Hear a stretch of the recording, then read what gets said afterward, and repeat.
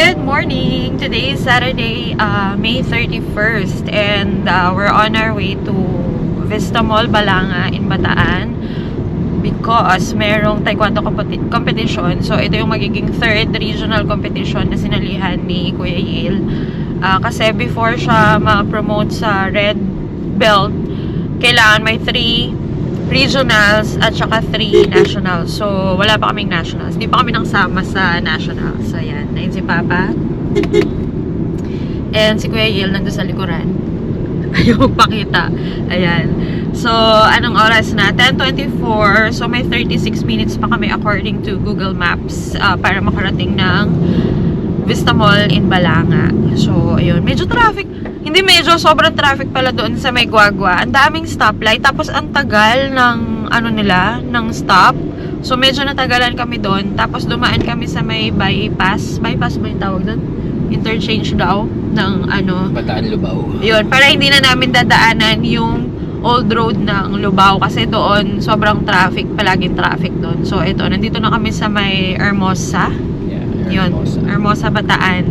So, yan. Kasi, kaya ngayon lang kami, kaya kanina lang kami umalis kasi yung call time ng mga Kirugi players ay 11 a.m. or, kasi magsa-start siya 12 o'clock. So, minsan naman nade-delay yung start nila based from experience. So, mauuna yung pumse at saka yung speed kicking. So, yung mga players doon, nandun na sila. So, yung mga Kirugi, ayun, on the way pa lang yan, sigurado. Yan.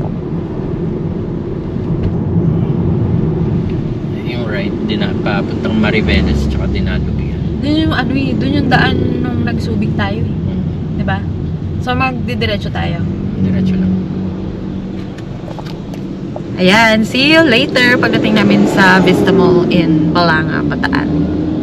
Love me or hate me, partners in maiden, winning ladies' eyes on me.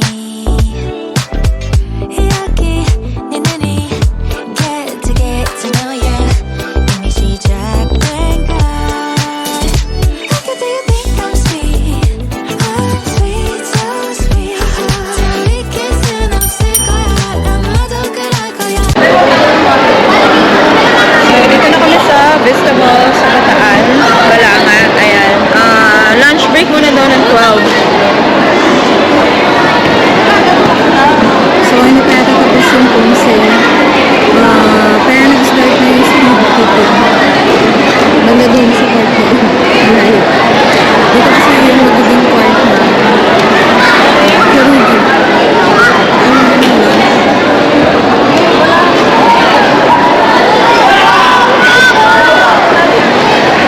Kaya muna tayo ng lunch.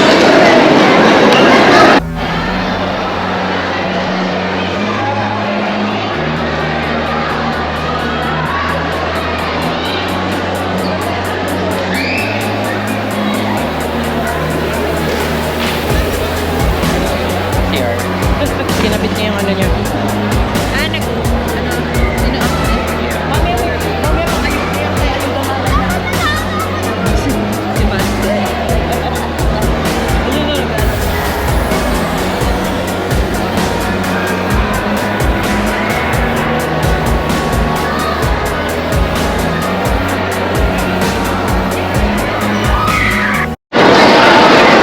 Yan, so nagtatawag na sila ng mga players for Kirugi. Sakto naman court 5 yung, sa court 5 pinapupunta yung mga cadet novice. So, dito yun. So, pinapunta na sila sa inspection area.